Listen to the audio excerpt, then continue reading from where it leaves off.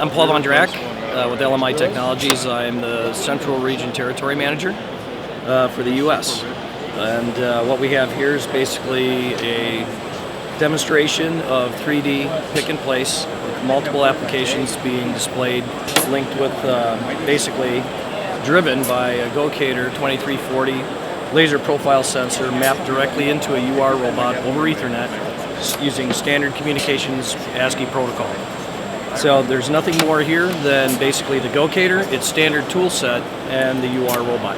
The examples that we're showing are pick and place to stack and unstack, similar to a palletizing or depalletizing application, random placement and picking off of a conveyor, and then finally we're doing structured bins by basically height of the parts. We have 1, 2, 3, and 4 stacks high, using the 3D information to basically put them in the appropriate bin and set them at the appropriate clock angle through the part matching algorithm inside the Gocator. So as far as tool-wise, we're using nothing more than 3 tools. So it's 2 bounding boxes and a height tool, and part matching enabled in the unit in order to perform all 3 functions.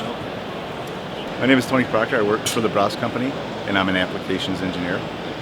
Brass sells a wide variety of products along the automation lines, and some of those products are robots like the Universal and the LMI Gocator.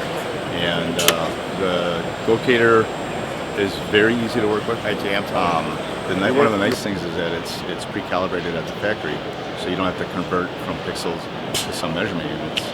Those units are already there. So when integrating with the robot, you actually have less steps to integrate the Gocator than you would maybe a traditional camera. So that's very nice.